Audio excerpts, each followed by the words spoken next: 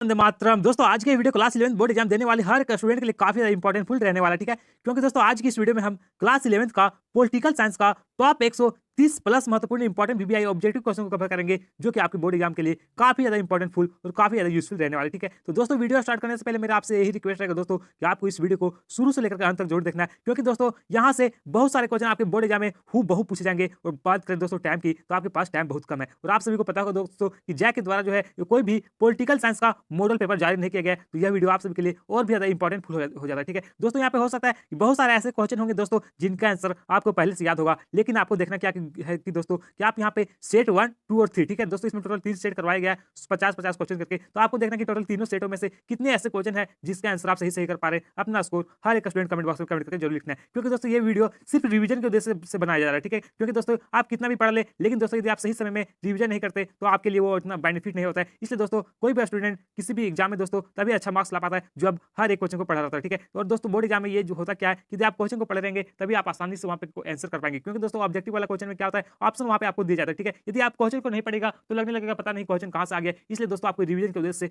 हर एक प्रश्न को पढ़ लेना है, ताकि आपको बोर्ड एग्जाम में एक भी क्वेश्चन गलत ना हो, ठीक है। और यहाँ से बहुत सारे क्वेश्चन आपके एग्जाम में पूछे जाएंगे। तो चलिए टाइम को वेस्ट न करते हुए आज की इस वीडियो को स्टार्ट करते हैं।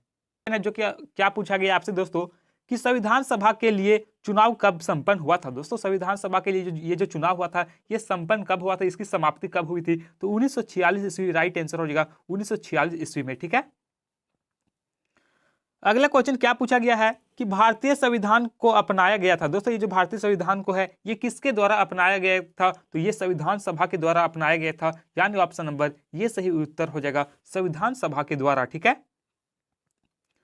अगला क्वेश्चन जो कि बहुत ज्यादा वीवीआई क्वेश्चन दोस्तों, यह क्वेश्चन को आप सभी लोग इंपॉर्टेंट कर लीजिएगा कि मौलिक अधिकार भारतीय संविधान के किस भाग में वर्णित है। दोस्तों यदि आप मौलिक अधिकार की बात करें दोस्तों तो ये कौन सा भाग में इसके बारे में वर्णन किया गया है, तो भाग 3, ठीक है। भाग 3 में दोस्तों मौलिक अधिकार के बारे में वर्णन किया गया है। यदि आपसे क्वेश्चन में पूछा जाए कि मौलिक अधिकार आर्टिकल कहां से लेकर कहां तक है, तो आर्टिकल 12 से लेकर, ठीक है, आर्टिकल 12 से लेकर के दोस्तों आर्टिकल 35 तक जो है ये मौलिक अधिकार के बारे में वर्णन किया गया है। तो ये भी आपको याद रखना है, ठीक है। अगला प्रश्न है कि मौलिक अधिकारों के संशोधन में कौन सक्षम है। दोस्तों ये जो इनमें से कौन सा मौलिक अधिकार के संशोधन में सक्षम है, यानी कौन सा मौलिक अधिकार में भी कुछ परिवर्तन कर सकता है, किसके पास ये अधिकार दिया गया है। तो सही उत्तर हो जाएगा संसद को, ठीक है। ऑप्शन नंबर डी सही उत्तर हो जाएगा संसद।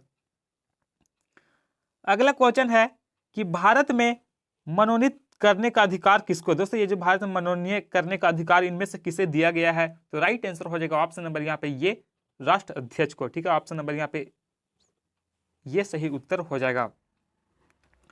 अगला क्वेश्चन क्या पूछा गया दोस्तों कि भारत में किनके चुनाव में आनुपातिक प्रतिनिधित्व चुनाव प्रणाली का अपनाई जाती है। दोस्तों भारत में अनुपातिक प्रतिनिधित्व चुनाव प्रणाली इनमें से किसके चुनाव प्रणाली में अपनाया जाता है, तो राइट आंसर हो जाएगा राष्ट्रपति, ठीक है। राष्ट्रपति का जो चुनाव होता है दोस्तों ये अनुपातिक प्रणाली पर होता है, यानी ऑप्शन नंबर डी सही उत्तर हो जाएगा। और यदि आपसे क्वेश्चन पूछा जाए कि वर्तमान समय में भारत के अभी राष्ट्रपति कौन सा है, तो द्रौपदी मुर्मू, ठीक है। द्रौपदी मुर्मू जो है दोस्तों ये भी वर्तमान समय में भारत के राष्ट्रपति, ये आपको याद रखना है। अगला क्वेश्चन है कि साधारण बहुमत प्रतिनिधित्व व्यवस्था के लिए गलत कथन है। दोस्तों इनमें से कौन सा जो है जो कि एक गलत कथन है, तो राइट आंसर हो जाएगा ऑप्शन नंबर डी यह प्रणाली बहुत खर्चीला है, ठीक है दोस्तों। ये जो प्रणाली है बहुत ही ज्यादा खर्चीला है, तो ऑप्शन डी राइट आंसर हो जाएगा।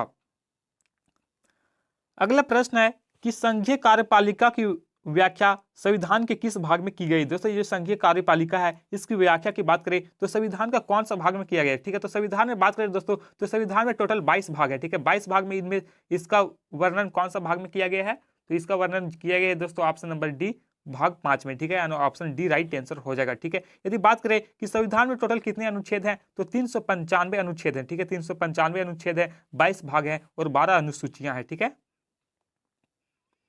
अगला प्रश्न है कि भारतीय संविधान के अनुसार देश का प्रथम नागरिक कौन होता है। दोस्तों भारतीय संविधान के अनुसार देखा जाए तो देश का जो प्रथम नागरिक होते हैं ये किसे कहा जाता है, तो राष्ट्रपति को, यानी ऑप्शन नंबर डी सही उत्तर हो जाएगा राष्ट्रपति, ठीक है। अगला क्वेश्चन है कि भारत का उपराष्ट्रपति किसका पदेन सभापति होता है। दोस्तों ये जो भारत के उपराष्ट्रपति होते हैं ये किसका सभापति होते हैं, किसका पदेन सभापति होते हैं, तो राइट आंसर हो जाएगा ऑप्शन नंबर यहाँ पे बी राज्यसभा का, ठीक है। राज्यसभा राइट आंसर हो जाएगा। अगला क्वेश्चन है कि प्रधानमंत्री की नियुक्ति कौन करता है। दोस्तों जब प्रधानमंत्री पीएम होते हैं, प्राइम मिनिस्टर, इसकी नियुक्ति कौन करता है? तो इसकी नियुक्ति राष्ट्रपति के द्वारा किया जाता है, यानी ऑप्शन नंबर सी सही उत्तर हो जाएगा, राष्ट्रपति।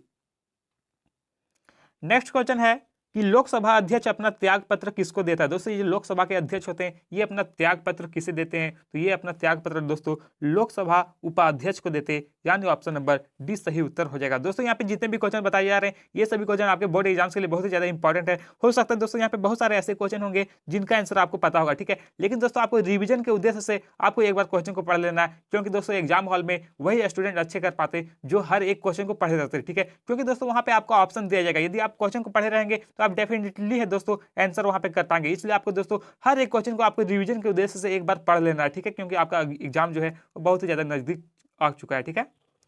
अगला प्रश्न है कि भारत में किसी विधेयक को दंड विधेयक कौन प्रणाली करता है, कौन प्रमाणित करता है दोस्तों? तो राइट आंसर हो जाएगा ऑप्शन नंबर यहाँ पे सी, लोकसभा अध्यक्ष इसको प्रमाणित करता है, यानी ऑप्शन सी राइट आंसर हो जाएगा। अगला क्वेश्चन है कि विधान परिषद के सदस्य कितने वर्षों के लिए निर्वाचित होते हैं। दोस्तों ये जो विधानसभा के सदस्य होते हैं, इन्हें कितने वर्षों के लिए निर्वाचित किया जाता है? तो सही आंसर हो जाएगा 6 वर्ष के लिए, यानी ऑप्शन डी राइट आंसर हो जाएगा 6 ईयर, ठीक है। नेक्स्ट क्वेश्चन है कि विधानसभा सदस्यों का निर्वाचन किसकी देखरेख में होती है। दोस्तों ये जो विधानसभा में सदस्यों का निर्वाचन होता है, ये किसके देखरेख में किया जाता है? तो राइट आंसर हो जाएगा ऑप्शन नंबर यहाँ पे डी, निर्वाचन आयोग के देखरेख में किया जाता है, यानी ऑप्शन डी राइट आंसर हो जाएगा, निर्वाचन आयोग। अगला क्वेश्चन आपसे क्या पूछा गया दोस्तों कि संविधान की व्याख्या करने का अंतिम अधिकार किसे प्राप्त है। तो दोस्तों संविधान की व्याख्या करने का अंतिम अधिकार की बात करें तो ये किसे प्राप्त है? तो ये सर्वोच्च न्यायालय को प्राप्त है, यानी option number D right answer हो जाएगा, सर्वोच्च न्यायालय। अगला प्रश्न आपसे क्या पूछा गया दोस्तों कि भारत में न्यायपालिका है। दोस्तों ये जो भारत में न्यायपालिका है ये क्या है? तो राइट आंसर हो जाएगा ऑप्शन नंबर डी, यह स्वतंत्र है, ठीक है। भारत की न्यायपालिका क्या है? तो स्वतंत्र है, ऑप्शन डी राइट आंसर हो जाएगा। अगला प्रश्न है कि उच्च न्यायालय के न्यायाधीश अपना त्याग पत्र किसको देते हैं। दोस्तों ये जो सुप्रीम कोर्ट के अध्यक्ष होते हैं, ठीक है, न्यायाधीश होते हैं, ये अपना त्याग पत्र किसे देते हैं? तो सही उत्तर हो जाएगा ऑप्शन नंबर डी, राष्ट्रपति को देते हैं, यानी ऑप्शन नंबर डी सही आंसर हो जाएगा, प्रेसिडेंट को, ठीक है। अगला प्रश्न क्या पूछा गया आपसे कि संघ और राज्य के विधायी संबंधों का संचालन किन सूचियों के आधार पर किया जाता है। तो ये कौन सा सूची के आधार पर किया जाता है? तो ये संघ सूची के आधार पर भी किया जाता है, राज्य सूची के आधार पर भी किया जाता है, समवर्ती सूची के आधार पर भी किया जाता है, तो ऑप्शन डी सही उत्तर हो जाएगा, इनमें से सभी, ठीक है। अगला प्रश्न है कि भारत में सुदृढ़ केंद्र के साथ संघीय ढांचा का विचार कहां से लिया गया है। दोस्तों ये जो भारत में संघीय ढांचा का विचार लिया गया है, ये कौन सा देश से लिया गया है? तो ये कनाडा से लिया गया, यानी ऑप्शन नंबर डी सही उत्तर हो जाएगा, कनाडा। अगला प्रश्न आपसे क्या पूछा गया 221 नंबर में क्वेश्चन कि भारत में निम्नलिखित में से किसके अंतर्गत पंचायती राज्य प्रणाली की व्यवस्था की गई है। दोस्तों भारत में इनमें से किसके अंतर्गत पंचायती राज्य प्रणाली की व्यवस्था की गई है? तो राइट आंसर हो जाएगा ऑप्शन नंबर यहाँ पे सी, राज्य के नीति निर्देशक सिद्धांत, ठीक है, राज्य के नीति निर्देशक सिद्धांत के अंतर्गत इसकी व्याख्या किया गया है। अगला प्रश्न है कि भारतीय संविधान के किस संशोधन में पंचायती राज्य संस्थाओं को संवैधानिक आधार प्रदान किया गया है? तो राइट आंसर हो जाएगा दोस्तों ऑप्शन नंबर यहाँ पे ऑप्शन ये, 73वें संविधान संशोधन में, ठीक है, ऑप्शन नंबर ये सही आंसर हो जाएगा। नेक्स्ट क्वेश्चन है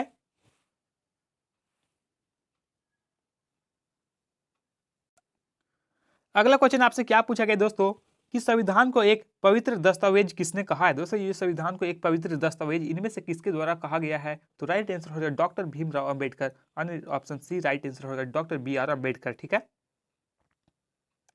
नेक्स्ट क्वेश्चन है कि कल्याणकारी राज्य की संकल्पना का समावेश भारत के संविधान में है। दोस्तों जो कल्याणकारी राज्य की संकल्पना का समावेश है ये भारत के संविधान में है, तो किसमें है? ठीक है, तो राइट आंसर हो जाएगा 24 का ऑप्शन नंबर डी, राज्य के नीति निर्देशक तत्वों में, ठीक है, option number D right answer हो जाएगा।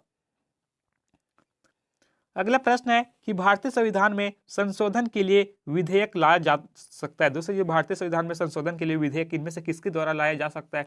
तो ये लाया जा सकता है दोस्तों भारत के न्यायालय में, ठीक है, भारत के न्यायालय द्वारा लाया जा सकता है, option number D right answer हो जाएगा।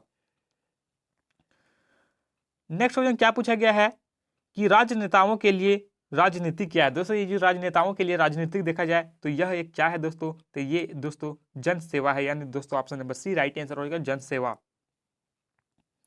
नेक्स्ट क्वेश्चन क्या पूछा गया आपसे कि इनमें से कौन राज्य शासन व सत्ता का अध्ययन करता है। दोस्तों इनमें से कौन राज्य जो है जो कि शासन और सत्ता का अध्ययन करता है, तो राइट आंसर हो जाएगा ऑप्शन नंबर यहाँ पे बी राजनीतिक विज्ञान। ठीक है, राजनीतिक विज्ञान अध्ययन करता है राज्य और शासन का। ठीक है,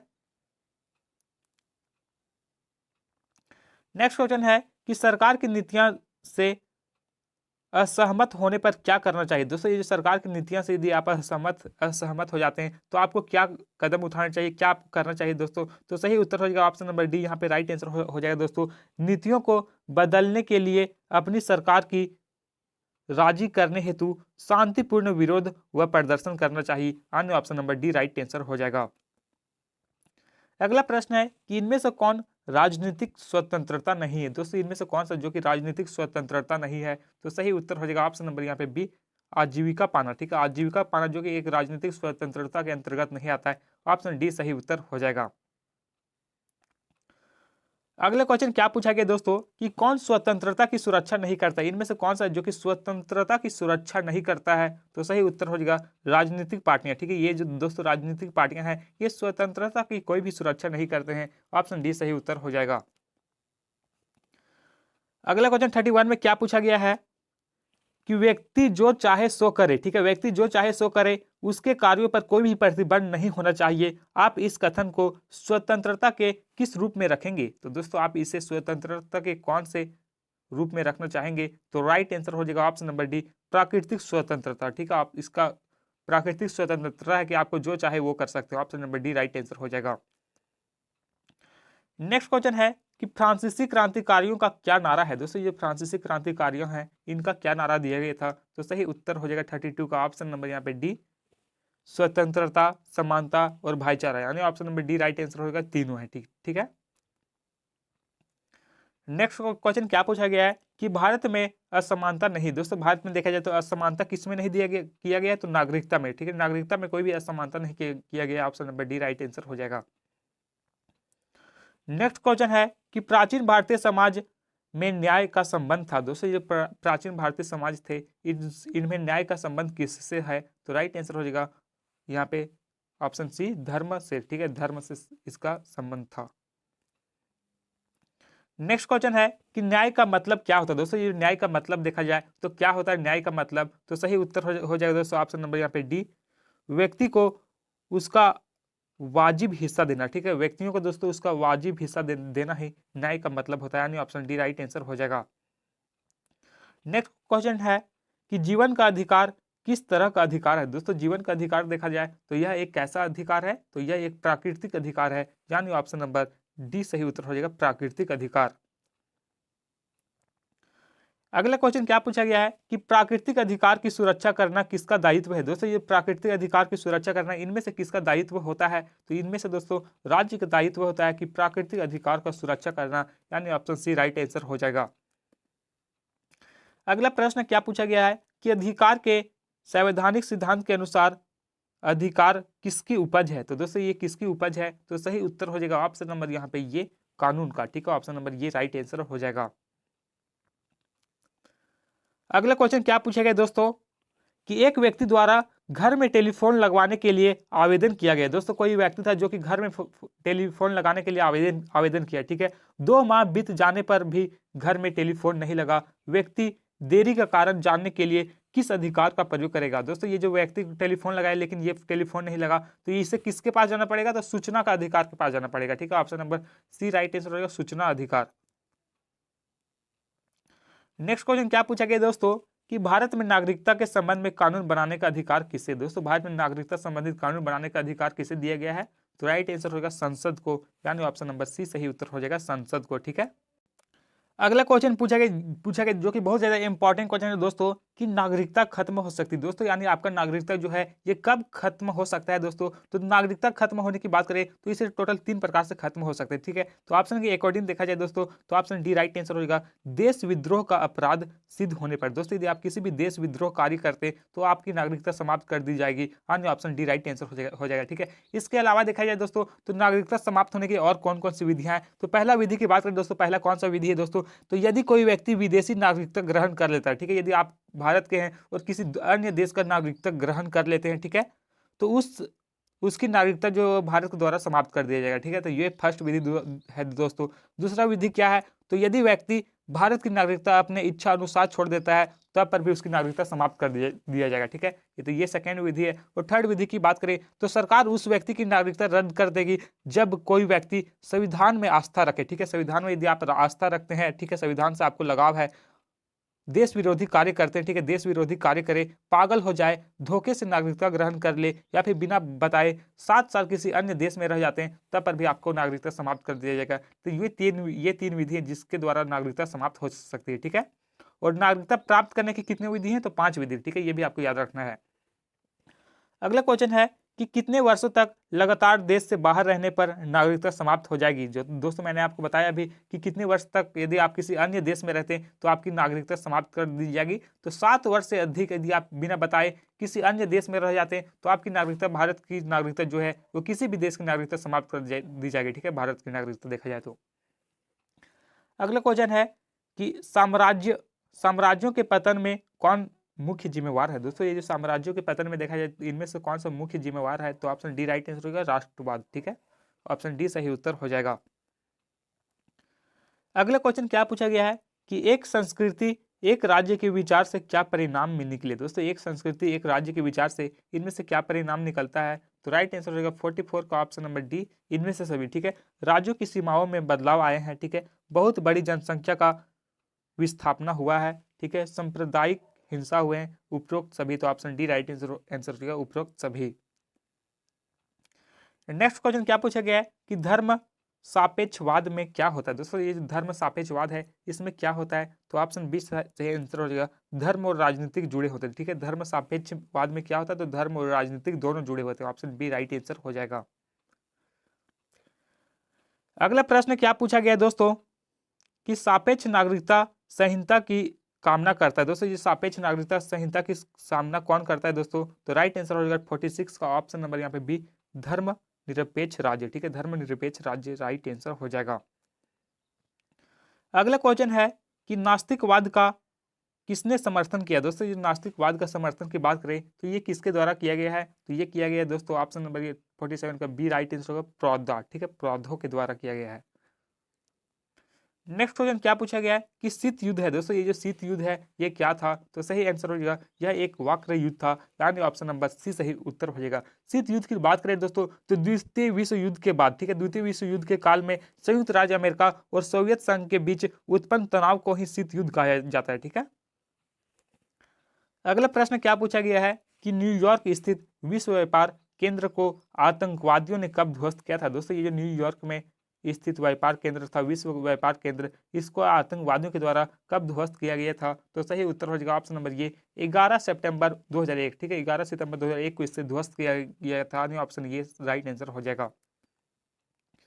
अगला प्रश्न है जो कि इस वीडियो का लास्ट क्वेश्चन है दोस्तों कि भारत में चिपको आंदोलन का जन्म हुआ था। दोस्तों जो भारत में चिपको आंदोलन का जन्म कब हुआ था, तो राइट आंसर हो जाएगा 50 का ऑप्शन नंबर सी, वन क्षेत्र को बचाने हेतु दोस्तों भारत में चिपको आंदोलन को शुरू किया गया था, यानी ऑप्शन सी राइट आंसर हो जाएगा। तो दोस्तों इस प्रकार से हम लोगों ने पॉलिटिकल साइंस का सेट 1 का कंप्लीट सॉल्यूशन कर लिए, जो कि आपके बोर्ड एग्जाम से लिए काफी ज्यादा इंपॉर्टेंट फुल रहने वाले हैं, ठीक है। और दोस्तों अब हम सेट 2 का कंप्लीट सॉल्यूशन करेंगे, क्योंकि दोस्तों सेट 2 में भी 50 क्वेश्चन कराए गए और आपको देखना क्या है कि आप 50 क्वेश्चन में से कितने ऐसे क्वेश्चन है जिसका आंसर आप सही से कर पा रहे। हो सकता है दोस्तों बहुत सारे ऐसे क्वेश्चन होंगे जिनका आंसर आपको याद होगा, लेकिन दोस्तों आपको वीडियो को लास्ट तक देखना, ठीक है, ताकि आपको पता चल सके कि कितने ऐसे क्वेश्चन है जिसका आंसर आप जान रहे। और दोस्तों ये वीडियो सिर्फ रिवीजन के उद्देश्य से बनाया जा रहा है, ठीक है, तो आपको वीडियो को लास्ट तक देख लेना है ताकि आपको बोर्ड एग्जाम में कोई भी क्वेश्चन गलत ना हो, किसी भी प्रकार से कोई भी कंफ्यूजन ना हो, ठीक है। तो चलिए अब हम लोग सेट 2 को पढ़ते हैं दोस्तों कि किस दल ने संविधान सभा की बैठक का बहिष्कार किया था। दोस्तों इनमें से कौन सा दल है जिन्होंने संविधान सभा की बैठक को बहिष्कार कर दिया था? तो राइट आंसर हो जाएगा ऑप्शन नंबर ये मुस्लिम लीग। ठीक है, मुस्लिम लीग ने दोस्तों संविधान सभा की बैठक को बहिष्कार किए थे, यानी ऑप्शन नंबर ये राइट आंसर हो जाएगा। अगला क्वेश्चन क्या पूछा गया है कि किसने संविधान सभा में 13 दिसंबर 1946 को उद्देश्य प्रस्ताव पेश की? दोस्तों इसमें से किसके द्वारा 13 दिसंबर 1946 को संविधान में उद्देश्य प्रस्ताव पेश किया गया था? तो राइट आंसर हो जाएगा ऑप्शन नंबर यहाँ पे सी पंडित जवाहरलाल नेहरू। ठीक है, जो कि भारत के प्रथम प्रधानमंत्री थे। Option number C right answer हो जाएगा। अगला प्रश्न क्या पूछा गया है कि न्यायालय के किस महत्वपूर्ण निर्णय में कहा गया है कि हमारे मौलिक अधिकारों में कोई कटौती नहीं की जा सकती? तो ये कहां पर कहा गया है? तो सही उत्तर हो जाएगा ऑप्शन नंबर सी केशवानंद। ठीक है, केशवानंद भारती केस में कहा गया है, यानी 1973 में। ठीक है, केशवानंद भारती केस 1973। ठीक है, option number C right answer हो जाएगा।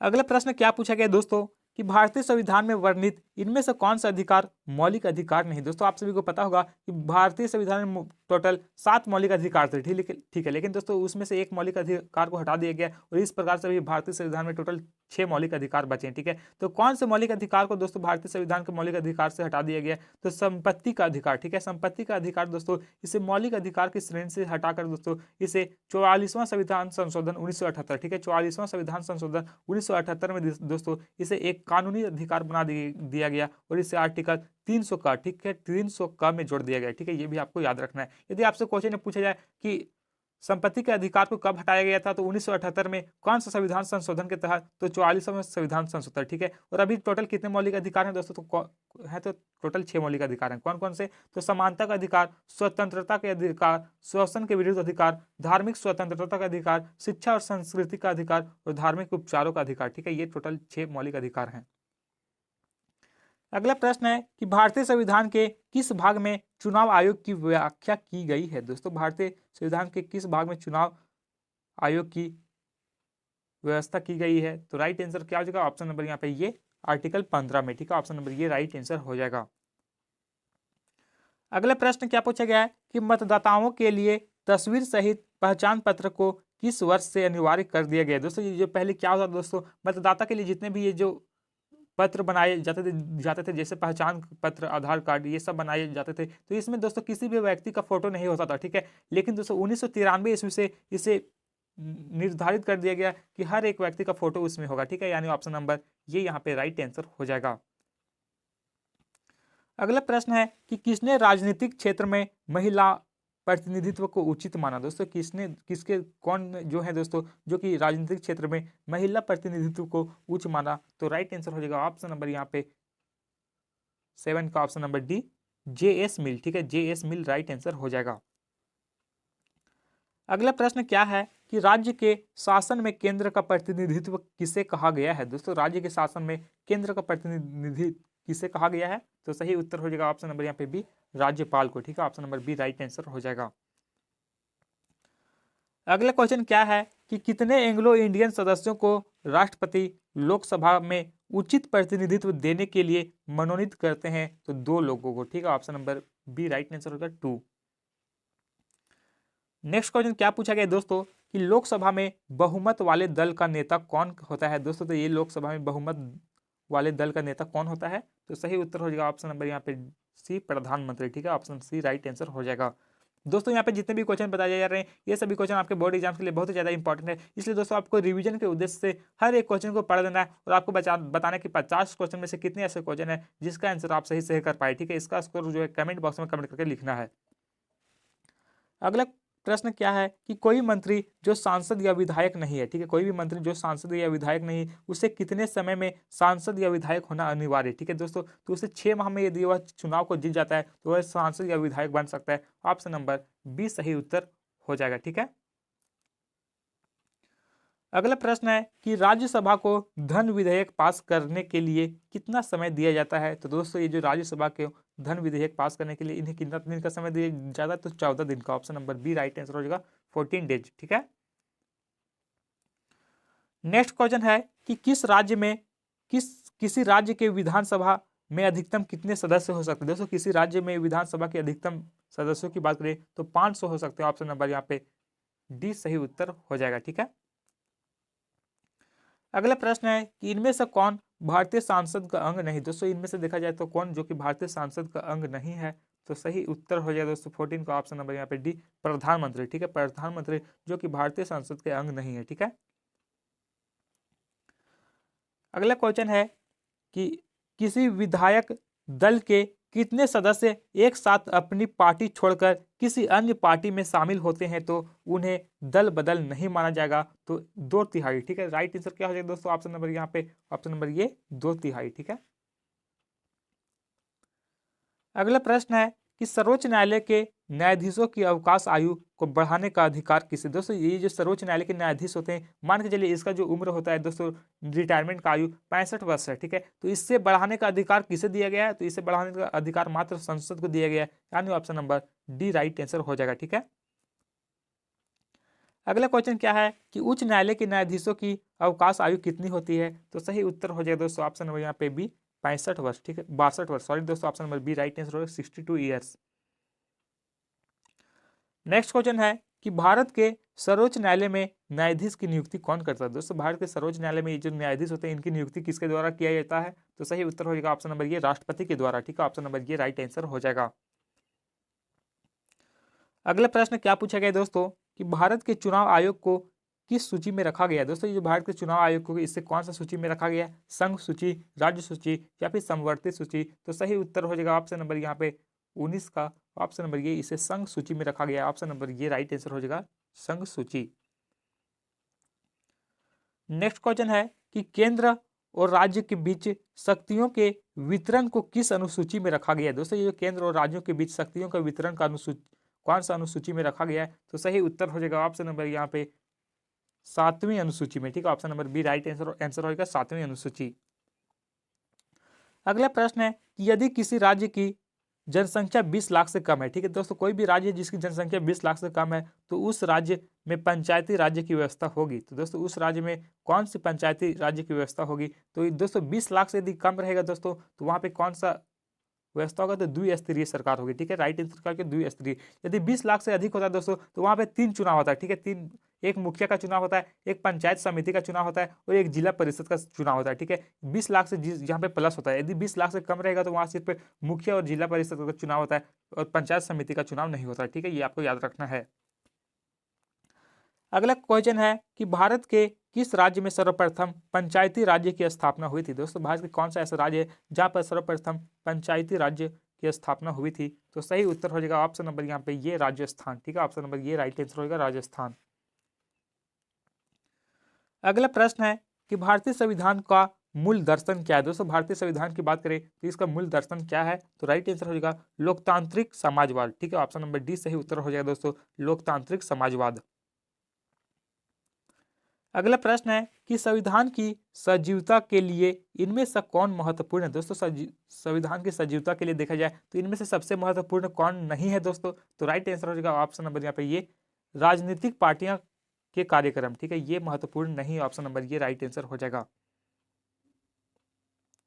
अगला प्रश्न है कि भारतीय संविधान के किस अनुच्छेद में संशोधन की प्रक्रिया का वर्णन है। दोस्तों भारतीय संविधान के कौन सा अनुच्छेद में संशोधन की प्रक्रिया के वर्णन के बारे में बताया गया है, तो सही उत्तर हो जाएगा ऑप्शन नंबर यहाँ पे 25 का ऑप्शन नंबर बी अनुच्छेद 368। ठीक है, अनुच्छेद 368 में किया गया option number B right answer हो जाएगा। और पूछा जाए यदि क्वेश्चन में कि भारतीय संविधान में टोटल कितने अनुच्छेद है, तो 395 अनुच्छेद है। ठीक है, 395 अनुच्छेद है। ठीक है, कितने भाग है, तो 22 भाग है और कितने अनुसूची है, तो 12 अनुसूची है। ठीक है,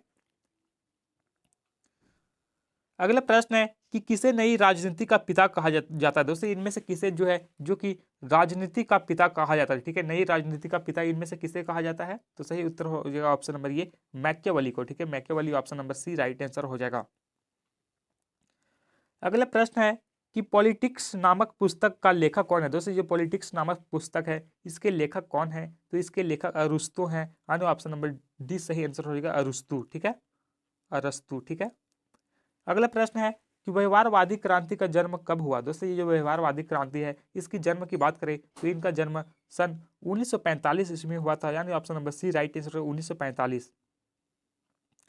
अगला प्रश्न जो कि बहुत ज्यादा इंपॉर्टेंट क्वेश्चन है दोस्तों कि वोट देने का संबंध किस स्वतंत्रता से है। दोस्तों ये जो वोट देने का संबंध है ये किस स्वतंत्रता से है, तो यह कैसे स्वतंत्रता है, तो यह एक दोस्तों राजनीतिक स्वतंत्रता है, यानी ऑप्शन बी सही उत्तर हो जाएगा। ठीक है, अगला क्वेश्चन क्या पूछा गया दोस्तों कि ऐसी समाज की कल्पना किसने नहीं की जिसमें न वर्ग होगा और न राज्य होगा, तो सही उत्तर होगा फांसीवादी। ठीक है, ऑप्शन नंबर डी सही उत्तर होगा फांसीवादी, फांसीवादी। ठीक है, अगला प्रश्न है कि किसने फ्रीडम ऑफ फियर, ठीक है, किसने फ्रीडम ऑफ फियर फियर नामक पुस्तक लिखी, तो इस पुस्तक को किसने लिखा है दोस्तों, तो ये पुस्तक जो लिखा गया है ये लिखा गया है आंग सान सू के द्वारा। ठीक है, ऑप्शन नंबर 20 सही उत्तर होगा आंग सान सू।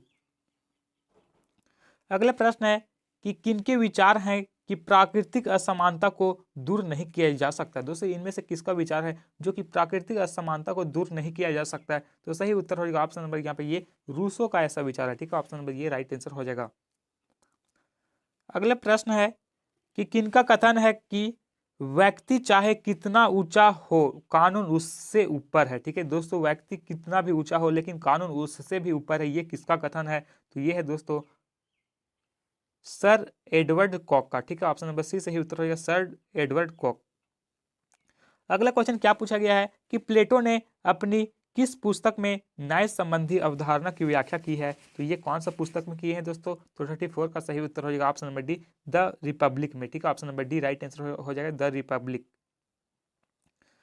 अगला प्रश्न है कि किस सिद्धांत के अनुसार वर्गहीन, ठीक है, किस सिद्धांत के अनुसार वर्ग विहीन समाज में ही न्याय उपलब्ध हो सकता है, तो सही उत्तर हो जाएगा ऑप्शन नंबर यहाँ पे सी मार्क्सवादी। ठीक है, मार्क्सवादी राइट आंसर हो जाएगा। अगला प्रश्न क्या पूछा गया है कि अधिकारों की सुरक्षा के लिए कौन सा तत्व सर्वाधिक महत्वपूर्ण है। दोस्तों अधिकारों की सुरक्षा के लिए देखा जाए तो सबसे महत्वपूर्ण इनमें से कौन सा तत्व है, तो राइट आंसर हो जाएगा दोस्तों ऑप्शन नंबर डी स्वतंत्र न्यायाधीश, option number D right answer हो जाएगा। अगला प्रश्न है कि किसने कहा कि किसी राज्य की पहचान वहां के अधिकारों की व्यवस्था से की जा सकती है, तो दोस्तों ये किसके द्वारा कहा गया था, तो ये कहा गया था दोस्तों लॉस्की के द्वारा। ठीक है, ऑप्शन बी राइट आंसर हो जाएगा लॉस्की। अगला प्रश्न क्या दोस्तों कि इनमें से कौन जीवन स्वतंत्रता तथा संपत्ति से संबंधित 3 अधिकारों को प्राकृतिक अधिकारों के रूप में माना है, तो ये किसने माना है दोस्तों, तो सही उत्तर हो जाएगा option number B John Locke. ठीक है, जॉन लॉक राइट आंसर हो जाएगा। अगला क्वेश्चन क्या है कि अपने से बड़े लोगों का सम्मान करना कौन अधिकार है, कौन सा अधिकार है दोस्तों अपने से बड़े लोगों का सम्मान करना, तो यह एक दोस्तों यह एक नैतिक अधिकार है, ऑप्शन नंबर ये राइट आंसर हो जाएगा नैतिक अधिकार। अगला प्रश्न क्या है दोस्तों कि किसने आज के विश्व को भूमंडलीय गांव की संज्ञा दी है, दोस्तों किसने दोस्तों आज के विश्व को जो है ये भूमंडलीय गांव की संज्ञा दिए हैं, तो सही उत्तर होगा ऑप्शन नंबर बी मार्शल मैक्लूहान। ठीक है, मार्शल मैक्लूहान राइट आंसर हो जाएगा। अगला प्रश्न है कि एक व्यक्ति एक वोट का सूत्र किसने कहा, दोस्तों एक व्यक्ति एक वोट का सूत्र इनमें से किसके द्वारा कहा गया था, तो ये कहा गया था बेंथम के द्वारा। ठीक है, ऑप्शन नंबर ये राइट आंसर बेंथम। अगला प्रश्न क्या है कि किस देश में रम्त का नियम के आधार पर नागरिकता मिलती है, दोस्तों इनमें से कौन सा देश में जो है ये रम्त के नियम के आधार पर नागरिकता दिया जाता है, तो सही उत्तर हो जाएगा ऑप्शन नंबर यहाँ पे भी फ्रांस में। ठीक है, फ्रांस राइट आंसर हो जाएगा। अगला प्रश्न दोस्तों कि इनमें से कौन सर्वश्रेष्ठ राष्ट्रवाद है, दोस्तों इनमें से सबसे सर्वश्रेष्ठ राष्ट्रवाद की बात करें तो सही उत्तर हो जाएगा उदारवादी राष्ट्रवाद। ठीक है, option number D right answer हो जाएगा। अगला प्रश्न क्या है दोस्तों कि किसने कहा कि राष्ट्रवाद एक पूंजीवाद अवधारणा है, दोस्तों इनमें से किसके द्वारा कहा गया था कि राष्ट्रवाद जो है जो कि एक पूंजीवादी अवधारणा है, तो ये कहा गया था कार्ल मार्क्स द्वारा। ठीक है, कार्ल मार्क्स के द्वारा कहा गया था, यानी ऑप्शन डी राइट आंसर होगा कार्ल मार्क्स। अगला प्रश्न क्या पूछा गया दोस्तों कि समाज की भलाई हेतु राज्य द्वारा किसी धर्म के मामले में उचित निर्णय क्या होगा, दोस्तों तो ये राइट आंसर होगा 45 का ऑप्शन नंबर यहाँ पे ये राज्य धर्म के मामले में हस्तक्षेप नहीं करेगा। ठीक है, ऑप्शन नंबर यहाँ पे ये राइट आंसर हो जाएगा। अगला प्रश्न है कि धर्म लोगों के लिए अफीम है। ठीक है दोस्तों, ये जो धर्म लोगों के लिए अफीम है ये किसने कहा, बहुत ज्यादा इंपॉर्टेंट कथन है दोस्तों, तो ये किसके द्वारा कहा गया था, तो ये मार्क्स के द्वारा कहा गया था, यानी ऑप्शन बी राइट आंसर होगा मार्क्स। ठीक है, अगला क्वेश्चन क्या पूछा गया दोस्तों कि किस आधार पर भारत एक धर्मनिरपेक्ष राज्य है। दोस्तों इनमें से कौन सा आधार पर देखा जाए तो भारत जो है जो कि एक धर्मनिरपेक्ष राज्य है, तो सही उत्तर हो जाएगा ऑप्शन नंबर यहाँ पे डी। दोस्तों भारत में धर्म के आधार पर भेदभाव नहीं किया जाता। आप सभी को पता होगा दोस्तों कि ये मौलिक अधिकार है कि भारत में धर्म के आधार पर भेदभाव नहीं किया जाएगा। ठीक है, अगला क्वेश्चन क्या है दोस्तों कि किस देश के संविधान को शांति का संविधान कहा जाता है। दोस्तों इनमें से कौन सा देश के संविधान को शांति संविधान कहा जाता है, तो सही उत्तर क्या हो जाएगा दोस्तों जापान। जापान को दोस्तों जापान के संविधान को शांति संविधान कहा जाता है। ठीक है, option number B right answer हो जाएगा। अगला क्वेश्चन है दोस्तों कि इनमें से कौन शांति का उपदेशक है। दोस्तों इनमें से कौन सा है जो कि शांति का उपदेशक है, तो राइट आंसर हो जाएगा ऑप्शन नंबर यहाँ पे डी। ठीक है, महात्मा गांधी। ठीक है, महात्मा गांधी जो कि शांति के उपदेशक थे, ऑप्शन डी राइट आंसर हो जाएगा। अगला क्वेश्चन क्या है दोस्तों कि सबसे पहले किसने राजनीतिक विकास के सिद्धांत का प्रतिपादन किया। तो सबसे पहली बार देखा जाए दोस्तों तो राजनीतिक विकास का सिद्धांत किसके द्वारा प्रतिपादन किया गया था, तो ये किया गया था लुसियन डब्ल्यू पाई। ठीक है, लुसियन डब्ल्यू पाई के द्वारा किया गया था, option number D right answer हो जाएगा। तो दोस्तों इस प्रकार से हम लोगों ने टोटल सेट 1 और सेट 2 का कंप्लीट सॉल्यूशन कर लिया। ठीक है, अब हम लोग दोस्तों सेट 3 में टोटल 30 क्वेश्चन कवर कराए गए और आपको 30 क्वेश्चन में से कितने ऐसे क्वेश्चन हैं जिसका आंसर आप सही से कर पा रहे हैं, इसका आंसर आप सभी को कमेंट बॉक्स में कमेंट करके जरूर लिखें। ठीक है, यदि आप सब लास्ट में लिखिएगा दोस्तों सेट 1 में आपने कितना आंसर सही किया, सेट 2 में कितना आंसर सही किया और सेट 3 में कितना आंसर सही किया, इसका आंसर आप सभी को लास्ट में कमेंट बॉक्स में कमेंट करके जरूर लिखें। ठीक है, और वीडियो को लास्ट तक देखना। यदि आप यहाँ तक देखें दोस्तों तो बहुत ही अच्छी बात है, बहुत सारे क्वेश्चन आपके एग्जाम में हूबहू यहीं से देखने के लिए मिलेंगे। ठीक है, इसलिए आपको वीडियो को लास्ट देखना है और हर एक क्वेश्चन को अच्छी प्रकार से पढ़ लेना है ताकि आपका एग्जाम में एक भी क्वेश्चन गलत ना हो। किसे नई राजनीति का पिता कहा जाता है। दोस्तों आपको बताना इनमें से किसे जो है जो कि नई राजनीति का पिता कहा जाता है, तो राइट आंसर हो जाएगा दोस्तों ऑप्शन नंबर यहाँ पे ऑप्शन नंबर बी मैकियावेली। जी हाँ दोस्तों, ये जो मैकियावेली है इन्हें नई राजनीति का पिता कहा जाता है, यानी ऑप्शन बी सही उत्तर हो जाएगा। ठीक है, अगला क्वेश्चन आपसे क्या पूछा गया है कि ईसा पूर्व 5वीं शताब्दी में किसने अपने विद्यार्थियों से विचार विमर्श किया था कि राजतंत्र और लोकतंत्र कौन सा बेहतर है। दोस्तों ये जो ईसा पूर्व 5वीं शताब्दी में ये किसने विचार विमर्श किया था कि जो राजतंत्र और लोकतंत्र है ये स्टूडेंट आने विद्यार्थी से बेहतर है, तो ये किसने किया था दोस्तों, तो option number D right answer हो जाएगा महात्मा गांधी और भीमराव अंबेडकर। ठीक है, ऑप्शन नंबर यहाँ पे डी राइट आंसर हो जाएगा, ये आपको याद रखना है। ठीक है, अगला क्वेश्चन जो कि बहुत ही ज्यादा इंपॉर्टेंट क्वेश्चन है दोस्तों कि पॉलिटिक्स नामक पुस्तक का लेखक कौन है। दोस्तों ये जो पॉलिटिक्स नामक पुस्तक है इसके लेखक कौन है दोस्तों, कई बार एग्जाम में ये क्वेश्चन पूछा गया है। तो अरस्तु जो है दोस्तों ये पॉलिटिक्स नामक पुस्तक के लेखक हैं, यानी ऑप्शन डी सही उत्तर हो जाएगा। ठीक है, अगला क्वेश्चन क्या पूछा गया है कि आधुनिक काल में सबसे पहले किसने सिद्ध किया कि स्वतंत्रता मानव मात्र का मौलिक अधिकार है। तो ये किसने सिद्ध किया था दोस्तों, तो ये रूसे के द्वारा सिद्ध किया गया था, यानी ऑप्शन नंबर ये राइट आंसर हो जाएगा रूस। ठीक है, अगला प्रश्न क्या पूछा गया है कि हॉब्स को किस रूप में जाना जाता है। दोस्तों ये जो हॉब्स है इसे कौन से रूप में जाना जाता है, तो इसे राजनीतिक दार्शनिक के रूप में जाना जाता है, यानी ऑप्शन नंबर यहाँ पे बी राइट आंसर हो जाएगा। दोस्तों यहाँ पे जितने भी क्वेश्चन बताए जा रहे हैं ये सभी क्वेश्चन आपके एग्जाम के लिए काफी ज्यादा हेल्पफुल रहने वाले, इसलिए आप लोग वीडियो को लास्ट तक देखेगा और हर एक प्रश्न को अच्छी प्रकार से याद कर लीजिएगा। ठीक है, और आपका स्कोर कितना आ रहा है दोस्तों इसका आंसर आप सभी लोग कमेंट बॉक्स में कमेंट करके जरूर लिखेगा। ठीक है, अगला क्वेश्चन है कि हिंद स्वराज पुस्तक किसने लिखी। दोस्तों ये भी क्वेश्चन बहुत ज्यादा VBI है कि जो हिंद स्वराज पुस्तक है इसके लेखक कौन है, तो इसके लेखक दोस्तों महात्मा गांधी है, यानी option number B right answer हो जाएगा। अगला प्रश्न क्या पूछा गया है कि यह तर्क किसका था कि समानता भी उतना ही निर्णायक होती है जितना कि स्वतंत्रता। दोस्तों यह तर्क किसके द्वारा दिया गया कि समानता भी उतना ही निर्णायक होता है जितना कि स्वतंत्रता, तो ये किसके द्वारा कहा गया था दोस्तों, तो ये मार्क्स के द्वारा कहा गया था, यानी option number B right answer हो जाएगा मार्क्स। ठीक है,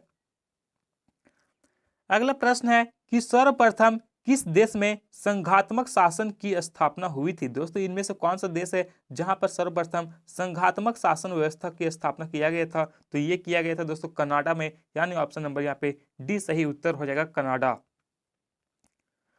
अगला क्वेश्चन जो कि बहुत ही ज्यादा इंपॉर्टेंट क्वेश्चन है कि हिंदी स्वराज किसकी पुस्तक है। दोस्तों ये जो हिंद स्वराज है, सॉरी दोस्तों हिंद स्वराज ये किसकी पुस्तक है, तो ये है दोस्तों महात्मा गांधी की पुस्तक है, यानी ऑप्शन नंबर यहाँ पे सी राइट आंसर हो जाएगा महात्मा गांधी। ठीक है, अगले प्रश्न है कि अरस्तु ने मनुष्य को स्वभाव से कैसा प्राणी बताया? दोस्तों ये जो अरस्तु हैं इन्होंने मनुष्य को स्वभाव से एक कैसा प्राणी बताए हैं दोस्तों? तो ये मनुष्य को दोस्तों सामाजिक प्राणी बताए थे, यानी option number D right answer हो जाएगा सामाजिक। ठीक है, अगला प्रश्न क्या पूछा गया है कि किसने यह तर्क दिया कि अनुसूचित जातियों को अल्पसंख्यक माना जाना चाहिए? दोस्तों यह किसने कहा था कि अनुसूचित जितने भी जातियां हैं उन्हें अल्पसंख्यक माना जाना चाहिए और उन्हें विशेष संरक्षण मिलना चाहिए? तो ये किसके द्वारा कहा गया था दोस्तों? तो ये डॉक्टर भीमराव अंबेडकर के द्वारा कहा गया था कि जितने भी अनुसूचित जातियां हैं उन्हें अल्पसंख्यक माना चाहिए और उन्हें संरक्षण देना चाहिए, यानी option number D right answer हो जाएगा। ठीक है, अगला क्वेश्चन क्या है कि राजनीतिक विज्ञान के अध्ययन क्षेत्र में व्यवहारवादी क्रांति किस देश में शुरू हुई थी? दोस्तों ये जो राजनीतिक विज्ञान के अध्ययन क्षेत्र में देखा जाए तो ये जो व्यवहारवादी क्रांति की शुरुआत है ये कौन से देश से हुआ था? ब्रिटेन, फ्रांस, संयुक्त राज्य अमेरिका या फिर जर्मनी? तो राइट आंसर होगा संयुक्त राज्य अमेरिका यानी यूएसए। ठीक है, आपको याद रखना संयुक्त राज्य अमेरिका काफी ज्यादा इंपॉर्टेंट क्वेश्चन है दोस्तों। अगला प्रश्न है कि निम्न में से किसने राजनीति को शांति का विज्ञान कहा? दोस्तों इनमें से किसने दोस्तों ये जो राजनीतिक है इसे शांति का विज्ञान कहा था? बहुत ही ज्यादा इंपॉर्टेंट क्वेश्चन है। तो ये किसने कहा था दोस्तों? तो कैटलिन ने। ठीक है, option number D right answer होगा कैटलिन। ठीक है, अगला प्रश्न क्या पूछा गया दोस्तों कि गांधी के सिद्धांतों को डैश में शामिल किया जाता है? दोस्तों ये जो महात्मा गांधी के सिद्धांत है इसे किस में शामिल किया जाता है? मौलिक कर्तव्य में शामिल किया जाता है, नीति निर्देशक तत्व में शामिल किया जाता है, या फिर मौलिक अधिकार में शामिल किया जाता है, या फिर इनमें से कोई नहीं? तो राइट आंसर हो जाएगा दोस्तों ऑप्शन नंबर यहाँ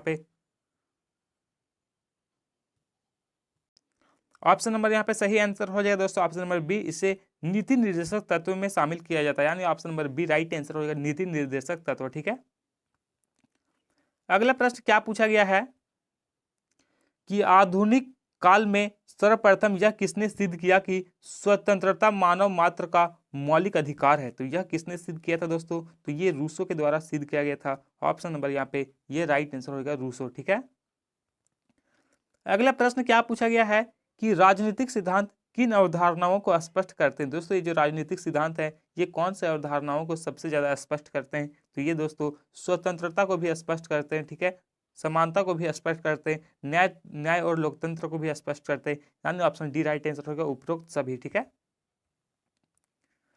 अगला प्रश्न क्या पूछा गया है कि सरकारें कैसी बनती? दोस्तों ये जो सरकारें कैसी बनती है, ठीक है, और कैसे कार्य करती है यह स्पष्ट होता है। दोस्तों सरकार कैसे बनती है और कैसे कार्य करती है ये हम लोग किसके अंतर्गत अध्ययन करते हैं? राजनीति के अंतर्गत, दर्शन के अंतर्गत, इतिहास के अंतर्गत या फिर भूगोल के अंतर्गत? तो दोस्तों सरकार के बारे में जितने भी कार्य होते हैं जो भी अध्ययन करते हैं ये किसके बारे, कौन सा क्षेत्र में अध्ययन करते हैं, कौन सा सब्जेक्ट में? राजनीतिक से। ठीक है, ऑप्शन नंबर यहाँ पे ये राइट आंसर हो जाएगा। अगला प्रश्न है कि प्राचीन यूनान में एथेंस नगर में किसे सर्वाधिक विवेकशील व्यक्ति कहा जाता था? दोस्तों ये जो प्राचीन यूनान में एथेंस नगर की बात करें तो यहाँ पर सर्वाधिक विवेकशील व्यक्ति किसे कहा जाता था? तो सर्वाधिक विवेकशील व्यक्ति जो दोस्तों ये कहा जाता था सुकरात को। ठीक है, ऑप्शन नंबर सी सही उत्तर हो जाएगा सुकरात। अगला प्रश्न क्या पूछा गया है कि अंग्रेजी में इंटरनेट का इस्तेमाल करने वाले को क्या कहा जाता है? दोस्तों ये जो अंग्रेजी में इंटरनेट का इस्तेमाल करते हैं उन्हें क्या कहा जाता दोस्तों? तो उन्हें नेटिजन कहा जाता। ठीक है, option number B right answer होगा नेटिजन। ठीक है, अगला क्वेश्चन क्या पूछा गया है कि राजनीतिक शब्द का अर्थ होता है? दोस्तों ये राजनीतिक शब्द है इसका शाब्दिक अर्थ क्या होता है दोस्तों? तो इसका शाब्दिक अर्थ होता है दोस्तों सत्ता प्राप्ति के लिए संघर्ष। ठीक है, सत्ता प्राप्ति के लिए जो संघर्ष किए जाते हैं उन्हीं को राजनीति कहा जाता है, यानी option number B right answer हो जाएगा।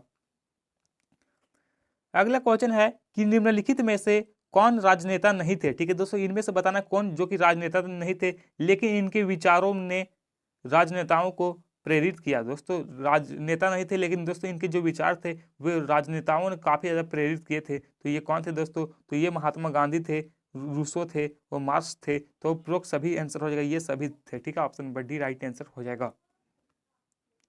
अगला क्वेश्चन है कि राजनीतिक सिद्धांत की जड़ें निहित है। दोस्तों ये जो राजनीतिक सिद्धांत है इसके जड़ें कहाँ पर निहित है दोस्तों? तो राइट आंसर हो जाएगा ऑप्शन नंबर यहाँ पे ये मानव अस्मिता के पहलुओं में। ठीक है, ऑप्शन नंबर ये सही उत्तर हो जाएगा।